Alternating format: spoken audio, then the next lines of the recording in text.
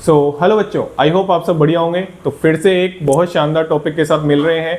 Topic का नाम है ऑर्डर ऑफ रिएक्शन और उसमें आपको determination of order of reaction में आपको 4-5 पॉइंट पढ़ाए जाते हैं। उसमें सबसे इंपॉर्टेंट टॉपिक लेके आया हूं मैं, इनिशियल रेट मेथड। बहुत जगह बहुत बार पूछा गया है और पूछा जाता रहेगा, इसलिए मैंने सोचा पहले इस टॉपिक पे वीडियो बनानी चाहिए।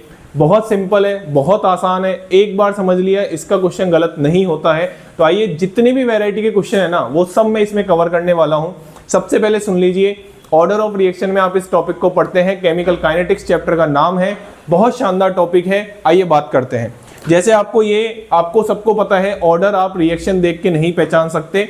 एलिमेंट्री रिएक्शन को छोड़ दीजिए, आप एलिमेंट्री रिएक्शन के अलावा किसी रिएक्शन को देख के नहीं बता सकते इस ऑर्डर की रिएक्शन है, क्योंकि order of reaction experimentally determine होती है। तो वही हम बात कर रहे हैं। देखो, 3 एक्सपेरिमेंट किए गए हैं, ऐसी टेबल दी जाती है। जरूरी नहीं है 2 रिएक्टेंट दिए जाएं, 3 भी दिए जा सकते हैं। हम मेथड पे फोकस करेंगे। ये ए की कंसंट्रेशन है, ये बी की कंसंट्रेशन है और यहाँ पे रेट ऑफ रिएक्शन दे रखी है। ठीक है, मैं आपको एक चीज पहले बता देता हूँ, गलती होने के पूरे चांसेज है।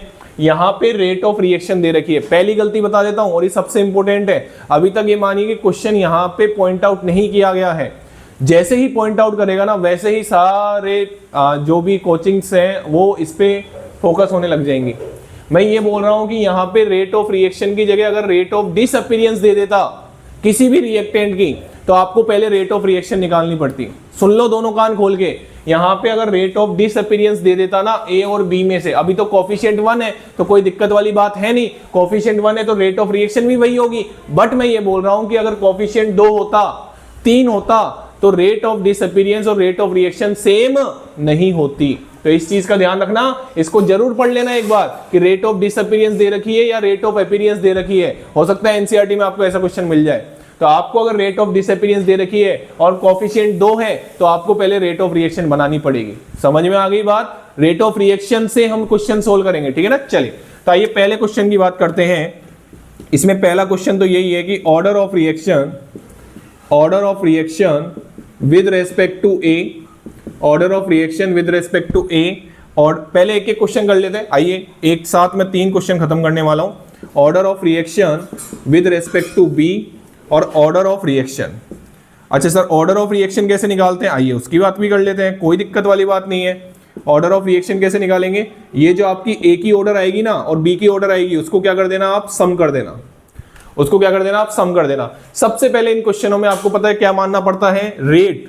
लो आपने पढ़ा था, रेट बराबर आपको एक कांस्टेंट मानना पड़ता है।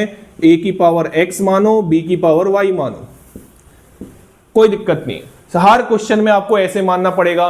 3 रिएक्टेंट भी होंगे तो c की पावर z मानो। समझ में आ गई बात? पहले तो मैं आपको एक बड़ा मेथड बताऊंगा, उसके बाद शॉर्ट ट्रिक से भी हम बात करेंगे, ठीक है ना। चलिए, तो यहां पे क्या करना होता है? बहुत आसान है, बहुत आसान है। आइए बात करते हैं एक एक एक्सपेरिमेंट की। तो पहले एक्सपेरिमेंट की बात करूं तो 4 इंटू 10 टू की पावर -3 बराबर k।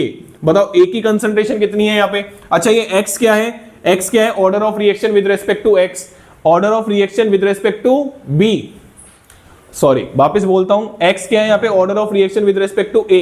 यहाँ पे y क्या है? Order of reaction with respect to b। Clear हो गई बात? और यहाँ पे ऑर्डर ऑफ रिएक्शन क्या होगी बेटा? x plus y।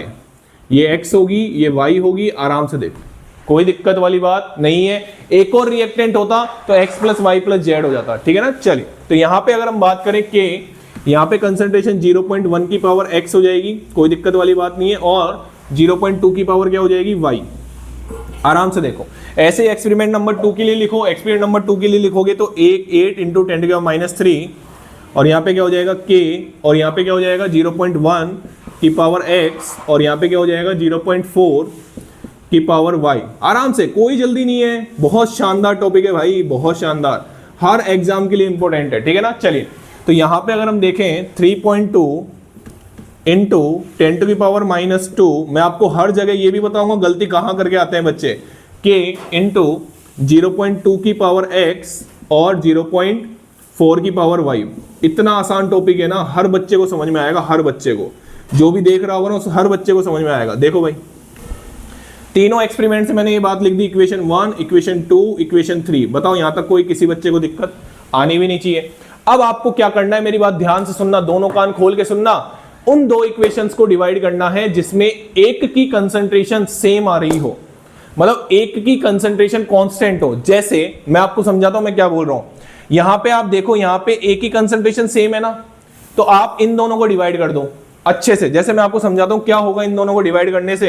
इसको मेरे को थोड़ा सा रफ करना पड़ेगा, इसको इसकी जरूरत मेरे को अब नहीं है, ये आपने देख लिया है, यहां पे मैंने लिख दिया है, कोई दिक्कत वाली बात। अच्छा, इसकी जरूरत पड़ेगी मुझे, मैं ये वाला पोर्शन मिटा रहा हूं, ठीक है ना, ये वाला पोर्शन मैं मिटा रहा हूं। चलिए आराम से देखिए, इसकी जरूरत पड़ेगी, शॉर्टिंग भी तो बनानी है आपको, ठीक है। चलिए, तो इक्वेशन 2 डिवाइड बाई, आप जब इक्वेशन 1 करते हैं तो आराम से देखिए बेटा, equation 2 divide by equation 1, RHS करो पहले तो आरएचएस करोगे तो 8 इंटू 10⁻³ डिवाइड बाई 4 इंटू 10⁻³, कोई दिक्कत वाली बात नहीं है सर। यहां पे करोगे तो k 0.1 की पावर x, k 0.1 की पावर x, ठीक है सर।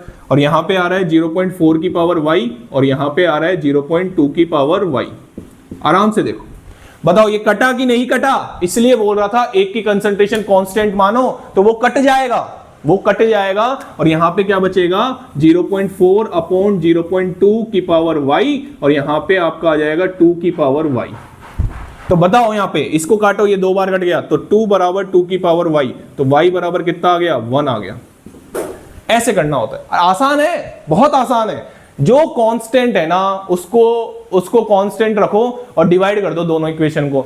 अब इसमें बताओ, अगर आपको x निकालना है तो आप क्या करोगे, y वाली टर्म कैंसिल आउट होनी चाहिए। y वाली टर्म कैसे कैंसिल आउट होगी, जब वो कांस्टेंट होगी। देखो इक्वेशन 1 और इक्वेशन 3 को देखो, सॉरी इक्वेशन 2 और इक्वेशन 3 को देखो, 0.4 कट जाएगा ना, तो यही करना है आपको, कट जाना चाहिए। ये दोनों कट जाएंगे तो x निकाल पाओगे। कैसे, ये आपका निकल गया y बराबर 1 निकल गया, यहां लिख दो साइड में, y बराबर क्या निकल गया, 1, ठीक है। अब मैं क्या करने जा रहा हूं, अब मैं करने जा रहा हूं equation 3 divide by equation 2। Equation 3 divide by क्या करने जा रहा हूं, इक्वेशन 2। क्यों कर रहे हो सर आप, हमको कैसे पता चलेगा? आपको ऐसे पता चलेगा कि एक की कंसंट्रेशन कांस्टेंट रखनी है और दूसरा वेरी करना चाहिए। समझ में आ गई बात? देखिए आइए बात करते हैं। तो यहां पे क्या आ जाएगा, 3.2, इसको मेरे को पूरा रफ कर रहा हूं मैं, आराम से देखो, जगह आराम से शानदार तरीके से बताएंगे आपको, कोई जल्दी नहीं है मुझे, देखो आराम से। तो ये कितना आ जाएगा, 3.2 इंटू 10⁻² डिवाइड बाई 8 इंटू 10⁻³ बराबर के, हाँ भाई बोलते जाओ। यहाँ पे क्या आ जाएगा आपका 0.2 की पावर x और k 0.1 की पावर x, और यहां पे आपका आ रहा है 0.4 की पावर y, और यहां पे भी आ रहा है आपका 0.4 की पावर y। ये लो सर, कट गया। हाँ कट जाना चाहिए, सेम होगा तो कटेगा, नहीं तो नहीं काट सकते आप इन दोनों को। समझ में आ गई बात? चलिए, तो ये k से k कट जाएगा। अब देखो एक और गलती बताता हूं मैं आपको, मैक्सिमम बच्चे करके आते हैं, ये है ना, बच्चों को ये लिखना नहीं आता। 3.2 इंटू 10⁻² है ना, तो आप इसको क्या 3.2 इंटू 10⁻32 इंटू 10⁻³ नहीं लिख सकते क्या? अरे ऐसे लिख सकते हो कि नहीं लिख सकते? बिल्कुल लिख सकते हैं, क्यों नहीं लिख सकते? तो बताओ 10⁻³ से 10⁻³ कट गया, 8 से ये कट गया, तो यहाँ पे तो बच गया 4। बोलो हाँ या ना। इधर आ जाओ, यहाँ पे क्या बच गया, 2 की पावर, इसको डिवाइड कर दो तो 2 की पावर x बन गया, तो x बराबर कितना आ गया, 2 आ गया। ये लो, तो भैया a के रेस्पेक्ट में ऑर्डर निकल गई, b के रेस्पेक्ट में ऑर्डर निकल गई, x बराबर क्या निकल गया आपका 2। तो बताओ x plus Y, order of reaction कितनी निकल गई, 3। बहुत आसान। अब 3 क्वेश्चन तो ये पूछे जाते हैं, अब मैं इसको रफ कर दूं। अब आपको मैं बिल्कुल इसी टेबल से बताता हूं कि 2 सेकंड में क्वेश्चन कैसे सोल्व होता है। बिल्कुल मैं आपको बताता हूं, आराम से देखो, इतना करने की जरूरत नहीं है, समझा दूं। आइए बात करते हैं। मैंने बोला था एक की कंसंट्रेशन कांस्टेंट होनी चाहिए, ये कांस्टेंट है ना? अरे कांस्टेंट है या नहीं है? इन दोनों को डिवाइड कर दो, दिमाग में कट गया।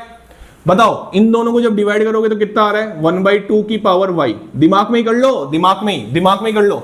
इसको डिवाइड करोगे तो कितना आ रहा है, 1/2। तो बताओ y बराबर कितना आ गया, 1 आ गया। कच्छु ही करने की जरूरत नहीं है। ये तो उन बच्चों को बताता हूं मैं जो सबसे पहले सीखते हैं ना छोटी छोटी चीजों से, इसलिए बताया मैंने ये मेथड। नहीं तो इससे करो ना डायरेक्ट। देखो इधर, यहां पे देखो आराम से। अब आपको x निकालना है तो ये कांस्टेंट होना चाहिए ना। दूसरे पेन से बना दूं क्या, ब्लू पेन से? अरे भाई ये कांस्टेंट होना चाहिए ना, अगर आपको x निकालना है तो ये कांस्टेंट हो गया, तो ये तो कट जाएगा, और ये डिवाइड इसको करोगे तो ये 1/2 की पावर x आएगा, और इन दोनों को डिवाइड करोगे तो यहां पे 1/4 आएगा, तो x बराबर कितना आएगा, 2। देखो ना 1 से 2 जा रहा है, रेट कहां से कहां, बच्चों को है ना गलती, सबसे बड़ी गलती ये इसमें करके आएंगे, देख लेना आप, इसमें गलती करके आएंगे बच्चे, सुन लो मेरे से, ये बच्चे है ना बहुत मासूम होते हैं, इतना मैं आराम से बहुत बहुत फोकस करता हूं इन चीजों पे, बच्चे यहाँ पे गलती करके आते हैं, इसलिए उनके आंसर नहीं आ पाते। गलती मत करके आना, इसको अच्छे से लिखना इसको, ठीक है ना। चलिए आइए चौथे क्वेश्चन की बात करते हैं। तो यहाँ पे अपना रेट लो निकल के आ रहा है, वो निकल के आ रहा है बेटा, रेट लो जो निकल के आ रहा है वो निकल के आ रहा है रेट बराबर के ए की पावर कितना 2 और बी की पावर कितना 1। आराम से देखो, 3 क्वेश्चन मैं आपको बता चुका हूं, चौथा क्वेश्चन आपसे पूछेगा रेट कांस्टेंट बताओ। रेट कांस्टेंट कैसे निकालोगे, किसी भी एक इक्वेशन को पकड़ लो, किसी भी एक एक्सपेरिमेंट को पकड़ लो, जैसे मैंने पहले वाले एक्सपेरिमेंट को पकड़ लिया, 4 × 10⁻³ रेट है, ए की कंसंट्रेशन रख दो उसमें 0.1 का स्क्वायर और बी की कंसंट्रेशन रख दो 0.2, यहां से आपका क्या निकल जाएगा, के निकल जाएगा। ये भी क्वेश्चन में पूछा जाता है, आराम से निकाल लेना, ठीक है, कोई दिक्कत वाली बात नहीं है, आप इसको आराम से कैलकुलेट कर सकते हैं, जैसे 0.1 का स्क्वायर और 0.2, तो ये तो कट गया 10⁻, मेरे हिसाब से 2 आ रहा है, कोई दिक्कत वाली बात नहीं। यूनिट का ध्यान रखना, ये मैंने 0.1 का स्क्वायर 10⁻² हो जाएगा, 10⁻³ हो जाएगा, कट गया, हाँ ठीक है 2 आ रहा है। यूनिट का ध्यान रखना, अगर आप देख रहे हो यहाँ पे, तो यहाँ पे यूनिट अगर मोलरिटी सेकंड इनवर्स में है और यहाँ पे मोलरिटी का स्क्वायर मोलरिटी का क्यूब आ रहा है, आप आराम से निकाल सकते हो मेरे हिसाब से। थर्ड ऑर्डर की रिएक्शन है, थर्ड ऑर्डर के लिए के रेट कांस्टेंट की यूनिट कैसे निकलेगी, आपको सबको मैंने बताया था, मोलरिटी की पावर 1 - n सेकंड इनवर्स, तो मोलरिटी की पावर 1 - n 1 - 3 सेकंड इनवर्स, तो ये हो जाएगा मोलरिटी की पावर -2 सेकंड इनवर्स।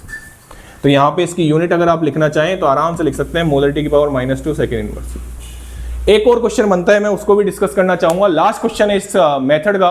अगर पहला क्वेश्चन आपको order of reaction with respect to A पूछ लिया, order of reaction with respect to B पूछ लिया, ऑर्डर ऑफ रिएक्शन पूछ ली, रेट कांस्टेंट पूछ लिया, और पांचवा क्वेश्चन भी आता है इसमें, आपको अलग से कंसंट्रेशन देके रेट पूछ ले। जैसे मैं आपको समझाता हूं कि एक क्वेश्चन ऐसे आया कि मानो ए की कंसंट्रेशन 2 m है, बी की कंसंट्रेशन 0.5 m है, तो बताओ रेट क्या होगी। ऐसा क्वेश्चन भी आता है, बच्चे बौखला जाते हैं, अरे भाई रेट कांस्टेंट चेंज नहीं होगा, आंसर आएगा आपका, क्यों नहीं आएगा, ये देखो रेट आपकी निकल के आएगी, रेट बराबर कितनी कंसंट्रेशन पे बोला है 2, कितनी ऑर्डर है 2 का स्क्वायर 1 और कितना है 0.5 की पावर 1।